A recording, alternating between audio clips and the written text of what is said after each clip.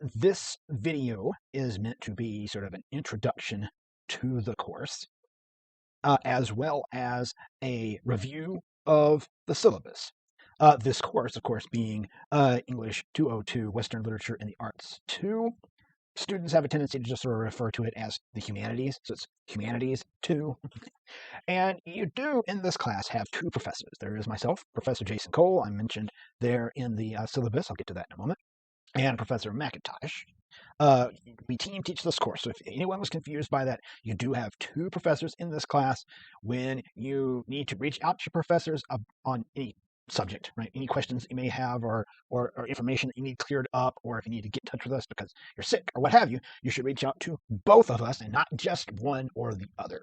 We're both your professors. However, normally we would record this video together, she and I. But she has had a family emergency that has come up and asked if I could record this on my own, and perfectly willing to do that. But in future videos, you may see the two of us on screen together. Anyway, so let's just sort of dive into that. As I just mentioned, this is English 202, Western Literature and the Arts 2, Humanities 2, whichever you'd like to refer to it as. And as I mentioned, you have two professors. You have me. My name is Professor Jason Cole. I teach art at Bethel University, and I am the program coordinator of the art department as well. And in this course, Western Literature and the Arts, as I mentioned, you have two professors. All of the information that pertains to art, specifically, whether that be visual, performing, or music, theater, not theater so much, but whether it be visual arts or music, things of that nature, you're going to get that from me. Professor McIntosh, down here, Professor Sarah McIntosh, is a professor in the English department, and she'll cover any information on, say, the philosophy, the literature, and the theater of whatever period that we may be talking about. So here, again, you have my email, colej@bethelu.edu, my office location, which is DFAB 113, my office phone number, and you have my office hours listed here. Monday, Wednesday, Friday, 10 to noon, Tuesdays from 11 to 1, and Thursdays 12 to 2. All right? Now, what is the best way to get in contact with me should you need to? This right here. Open an actual email there, but this right here. My email address, colej@bethelu.edu, is going to be the guaranteed or quickest way to get a response from me. That are coming by my office during one of the listed office hours here below. Right? But this phone number, I mean, yes, this is my office phone number.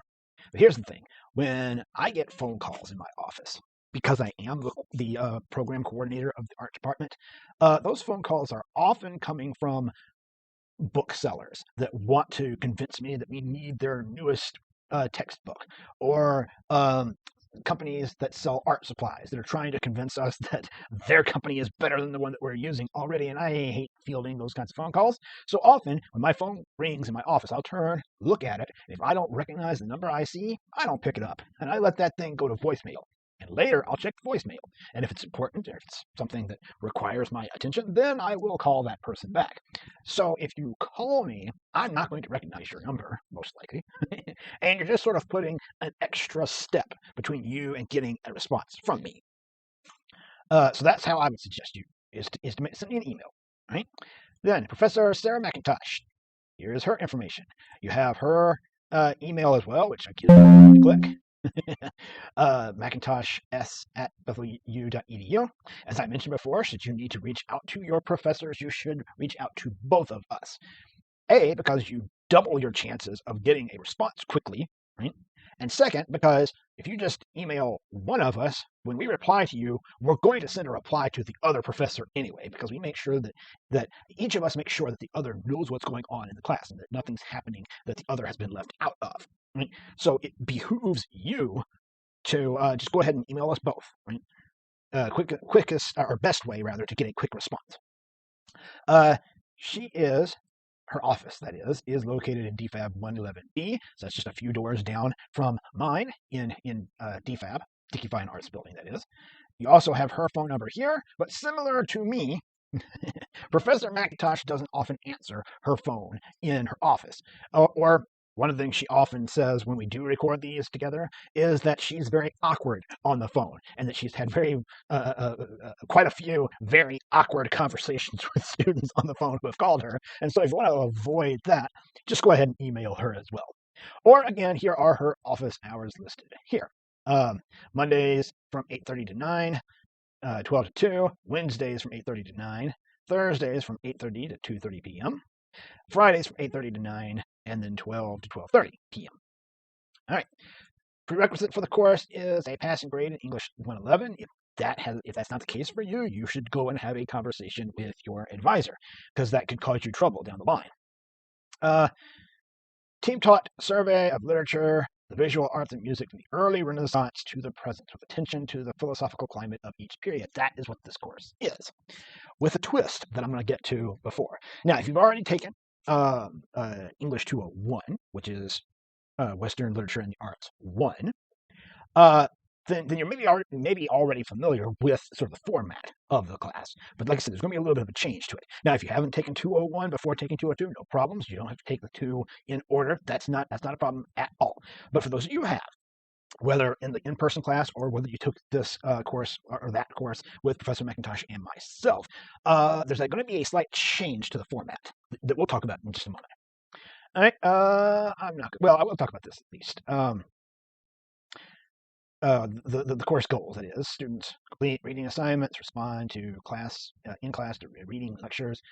There are 8 quizzes and 3 exams, which we'll get into a little more in depth later. The textbook and supplies here. There isn't a textbook that you need to go to the bookstore and purchase for this class. There used to be, and we quickly realized that it just wasn't quite what we needed for this course. And so a decision was made to just sort of stick with the literature textbook that we have that belongs to Bethel University. It's like our thing that we can use, and just provide that to you as a PDF. So you're going to receive free of charge a digital PDF copy of the collection of literature via Moderna. Right? So anytime that you're getting lectures from Professor McIntosh, a week where you're getting lectures from Professor McIntosh, she's going to have something in this PDF via Moderna that she's going to require that you have read. Right? Whether it be a piece of literature, whether it be a poem, whether it be a piece of philosophical writing, or whether it be a play, something like that. She's generally not going to have you read all of any of that. It used to be a selection from something. She'll say, go to via Moderna, go to this page, read this, and then watch the lecture. Right? When it comes to the stuff you're going to get from me, I lecture on the arts. You don't have a textbook where you have anything to read about when it comes to the arts. So you'll particularly want to pay attention to the lectures that I put out, because that's the only information you're getting from me. And then additional readings to be announced, provided as PDFs or URLs. Course objectives. I'm not going to get into all that. All right. There have been some footnotes up here, right, that I want to touch on. I should have as I got to those. I want to mention here that office hours can be done in person, or virtually at the request of the student. For virtual appointments, students should email the instructor or instructors during these times, requesting a virtual meeting, and the instructors will gladly create one. It says here masks are required while meeting in person. I think that may be something we just haven't gotten rid of just yet. I think this is something we may have forgotten to delete from this syllabus. At least in my case, I'm not. I can't speak for Professor McIntosh. I'm not right now, at least. Everything is subject to change. Then there's a note here about email availability, right? You are guaranteed to get responses from us between the times of 9 a.m. and 2 p.m. Monday through Friday. Right?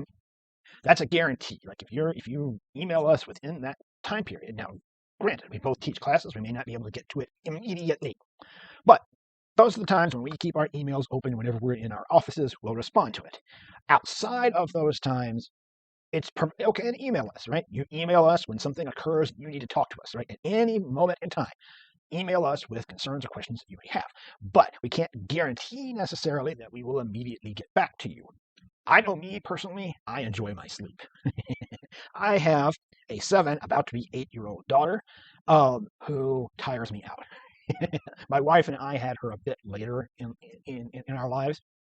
We weren't old by any means, but we were both on our way toward 40, let's say, when we had her. She's our only child. And so a child with this much energy, just as I'm hitting that point in life where I'm starting to lose my energy, by the time bedtime comes along, I am ready to hit that bed pretty hard. Professor McIntosh will often say that most nights she will have made bad choices and she'll find herself still awake at 2 a.m. replying to emails, but don't depend upon that, right? Don't depend upon that. If you're sending an email and it's past my bedtime, I'm probably not going to respond to it until I am up and moving and in my office the next morning. But of course, you can always, at any point in time, email us. Don't think that's not the case. It's just that if you're needing a more immediate response, those are your hours right there, and specifically Monday through Friday that you want to send those kinds of emails. All right, get into this course calendar, just mainly because I want to show you how it sort of breaks up. Excuse me. All right, we have the course calendar broken up by week. So week 1, week 2, so on. And our weeks, the way that Professor McIntosh and I count our weeks on this sort of schedule that we have here, is Monday through Sunday of that week. So you'll notice this is January 8th through the 14th. If I sort of like pull up a calendar, you'll see that the 8th is a Monday, the 14th is a Sunday, right? Now, the reason we do that is because most assignments, quizzes, and exams, things of that nature, are due on Sunday nights, right? It's like the last thing that you're responsible for that week, depending on what week it may be. And then a new week begins on Monday morning. Right? So we have it broken down by week. Then, what you're going to get from us that week, right? Course introduction, that's what we're doing right now. Then, the lectures next week, we'll be talking about the late Middle Ages and Renaissance. You'll get that information from me, right? If a week has a quiz or some other important assignment due, those are bold, right? So, for instance, on like week 3 here, you'll have quiz number 1, and it tells you what information that covers, weeks 1 to 3. But also you'll have this creative project contract to do that week. I'll talk about what that means in a moment. Right, moving on down, you see here like exam number 1, and again, all the content that exam covers, it's in bold right there.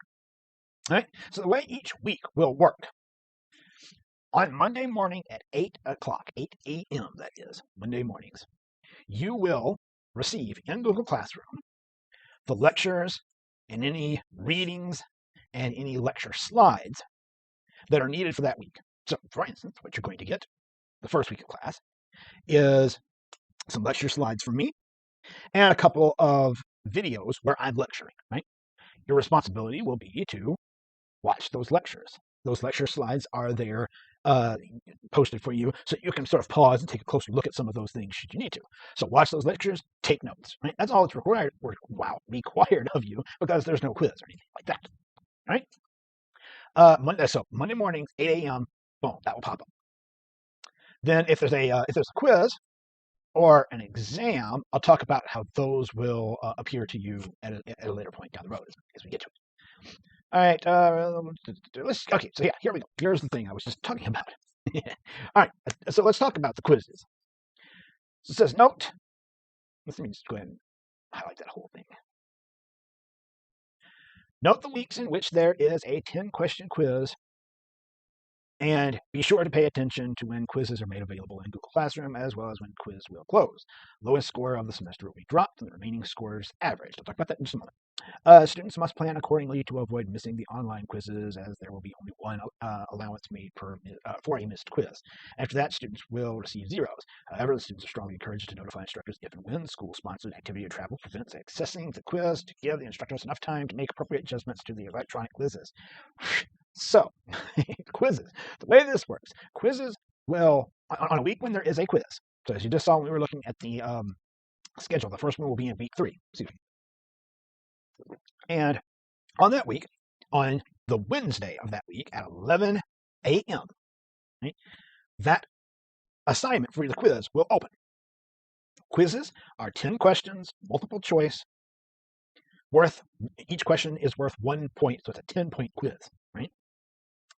And there are 8 of them. As it says on here, we give you 1 mulligan, right? This is an online course, and we are accustomed to students just absolutely mentally flaking and forgetting they even seem to have an online class.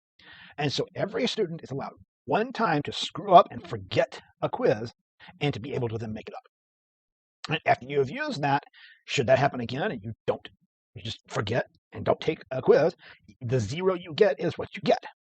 But also, as it says here, we take the lowest of these quiz scores and we drop that quiz score when we're averaging your grade at the end of the semester. Right? But now, again, if you've got something that's coming up as far as school-sponsored activity, travel, things of that nature, let us know those things. That's going to hinder your ability to take a quiz. Let us know because we can always sort of work with you however we can. Also, if there are sort of like tech issues that come up, let us know those things as soon as they happen. We can also work with you in those cases. All right, exams. Exams will include 25 multiple choice questions and 2 essay questions. Students must heed the information presented in Google Classroom for when exams become available to them to complete. Once students begin the exam, they have to finish it in one attempt before the deadline elapses. Students traveling for school-related activities must contact instructors if there are issues with meeting the deadlines for the exams. I'm going to pause for a second because I just realized I forgot to tell you when quizzes are due. So coming back up here to the quizzes, right? As I said, they open on Wednesdays at 11 p.m. They close on that Sunday night. I'm sorry. Whoa, let me start over again. They open at 11 a.m., 11 in the morning on Wednesday, and Sunday night they close at 11 p.m.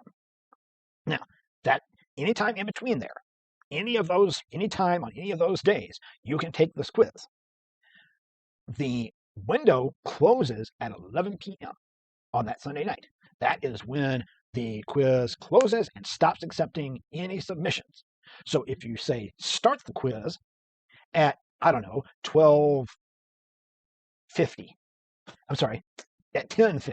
p.m. Sunday night, and when 11 o'clock rolls around, you haven't clicked submit yet, you're not going to be able to submit that quiz. So you don't want to wait around to the absolute last minute, especially as you have a number of days in which you can, at any point in there, submit that quiz. When students reach out to us to say, hey, I was trying to take the quiz, but I ran out of time and couldn't get it done, and it closed on me, we don't often have a lot of sympathy for that because I'll be like, well, then why didn't you take it on any of these other days before that, right? So don't put yourself in that sort of position. Exams are similar. Exams are bigger. They're a bigger deal than quizzes, right? They constitute 200 points as opposed to just 10. They are made up of those 25 multiple choice questions. Those 25 multiple choice questions will come from all the quizzes that have led up to that exam, all the quizzes that are covered by that exam. And then 2 essay questions that are related to the material that was learned during that period of time that exam covers. Since it is a big deal, the week of an exam, we don't have any coursework material for you to do. Like, you won't be getting any lecture material from us that week. The only thing you'll be responsible for that week will be that exam. As such, it opens instead of on Thursday, on Wednesday at 11 a.m., and then closes that Sunday night at 11 p.m. And exams are designed such that they are meant to be taken in about an hour and a half. We sort of think about them as being similarly paced to how those that are done in the classroom would be done. So it's not a thing, again, that you want to try to start just a few minutes before the deadline on Sunday night, because again, on Sunday night at 11 p.m., bam, that exam closes and you cannot submit it, right? You don't want to put yourself into that position, right? Attendance policy essentially just says that it's an online class. The only way we have of assessing your attendance is whether or not you are participating in things. And if you're not participating in things, then we're counting you as not attending, not participating in the course. Right? And even though it is an online course, we have had to, in the past, fail students for attendance because they're just not submitting and doing anything. So they aren't in the class, essentially.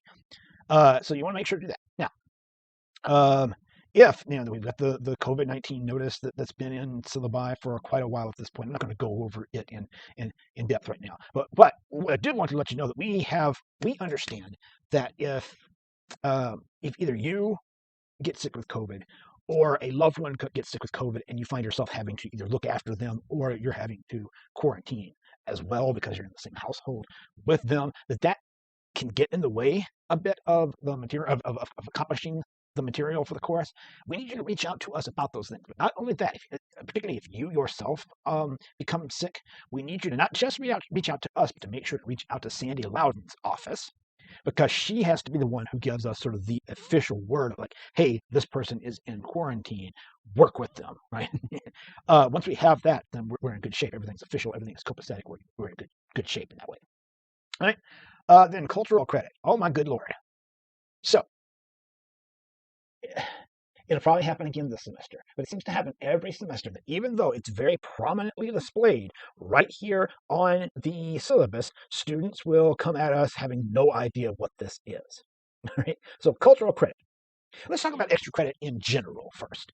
All right. So this course is, if I sort of scroll down here, you'll see a course where, at least in the number of points that we're adding up in our grade book, not so much what you see in Google Classroom, because that's a different thing entirely that I'll get to in a moment, but we're adding up points to where the total number of points that one can earn in the class is 1,000 as opposed to like 100, right? And to help students succeed in reaching that goal number, or at least doing better in the course, we offer extra credit. Right? And these extra credit points that you get aren't necessarily added onto, say, a quiz that you did badly on or an exam that you did badly on. They're added to that total number of points you have at the end of the semester, right? So extra credit points, there'll be assignments that we will post in Google Classroom, and those things are completely and utterly optional. You don't have to do them at all. If you do those assignments and you've met the requirements of the assignment, then you'll earn whatever number of extra points that or extra credit points that assignment is worth.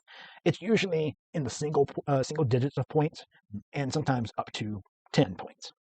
Cultural credit is a different thing. Cultural credit. Students may attend free cultural events for 10 points apiece for a maximum of 30 points. Instructors will do as much as possible to provide information on free on-campus events that students can consider.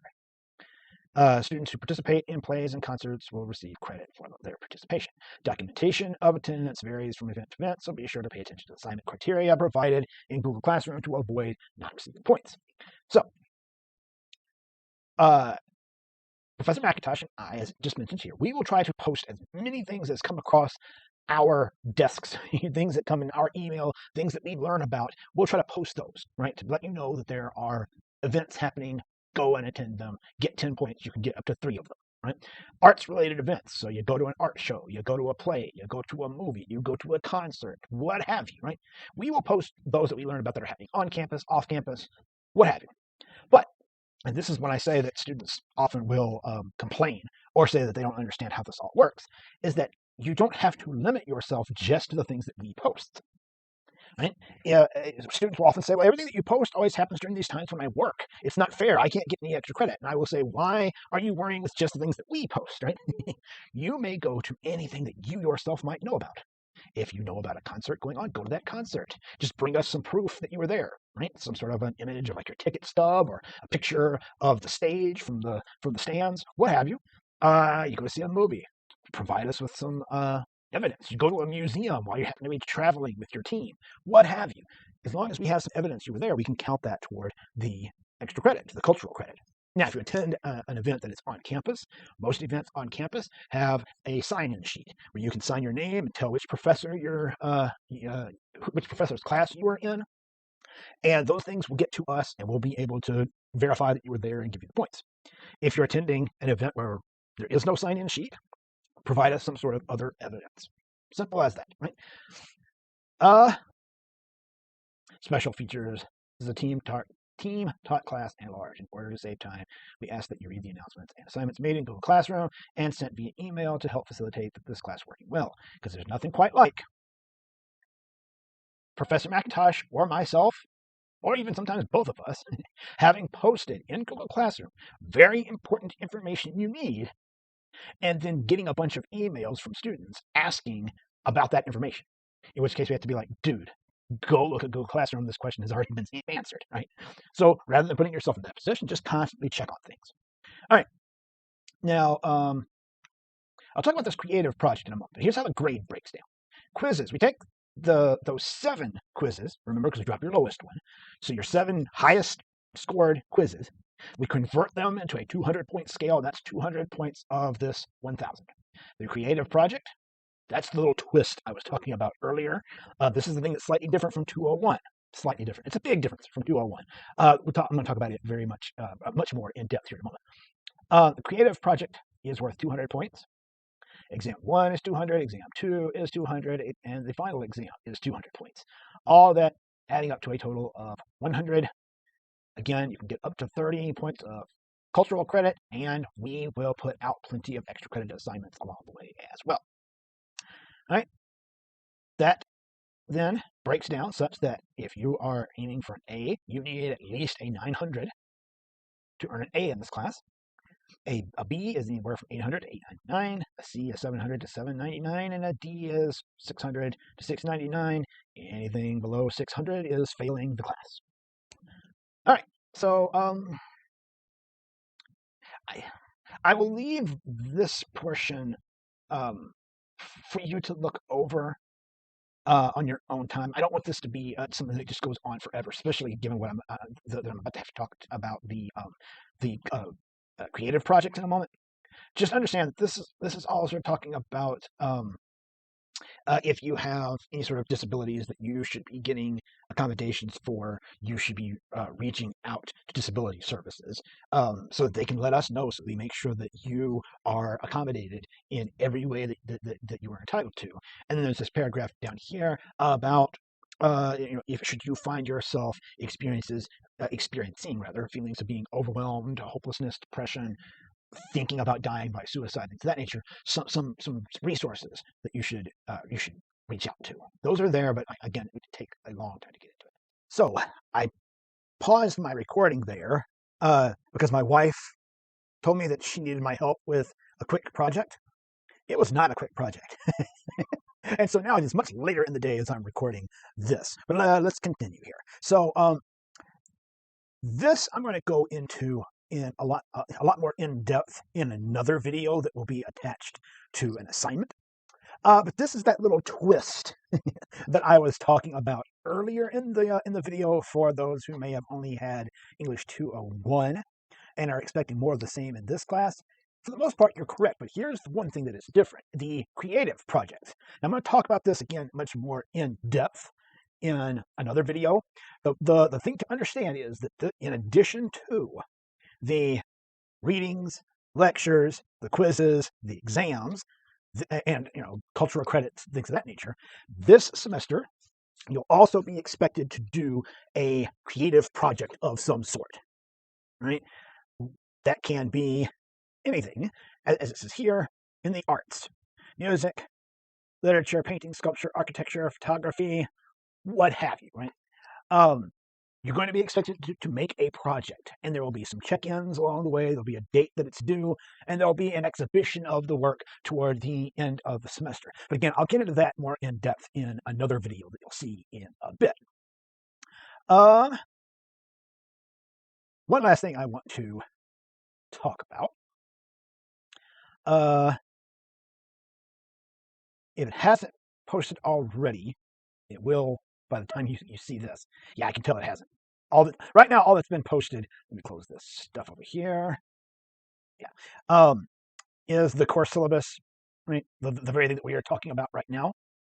But eventually, and probably by the time you see this, if in Google Classroom, you click here on classwork, and you'll see there's a bunch of extra stuff down here. It's just stuff we haven't published yet. You'll see way up here at the top right now, the one thing that is published is the course syllabus. This video that I am recording right now will be posted here where it says introduction and syllabus review. But what also will be posted, and this I would suggest to you, anytime that you have a question about this course, anytime that you think you have a question about the structure of the course, or you have a question about an exam or a quiz or anything in that realm, that you should first go to this right here, which will be underneath published material, this frequently asked questions, these facts right here. In this, you will find a PDF that answers a lot of the questions that we get, well, frequently, hence the frequently asked questions. And if you skim through this and you read all of the things here where it explains quizzes, exams, all of that good stuff, and hopefully your question will have been answered by one of these things here. Then, however, if you've read this and it has not answered your question, then feel free to reach out to us, right? But this is a really quick place to go to get the answers to the questions that you may have, right? Without having to sort of go through the additional step of waiting for a response from Professor McIntosh or myself. All right, so that's where we are at. As I said, I'm going to make another video that deals more in depth with the creative project, and you should see that when the creative project assignment goes live. Yeah, so be ready on Monday morning. If you're watching this before classes have begun, then on Monday morning you'll be getting a post at 8 a.m. from me that contains the lectures for the week, as well as some lecture slides, so that you have those to sort of follow along with if you need. Watch those videos and take notes. All right, if you have any questions at all, again, I would advise you to go to the frequently asked questions page on Google Book Classroom. But if that does not answer your questions, please feel free to reach out to Professor McIntosh or myself at any time. All right, that's all I have, I guess. So take care. Bye.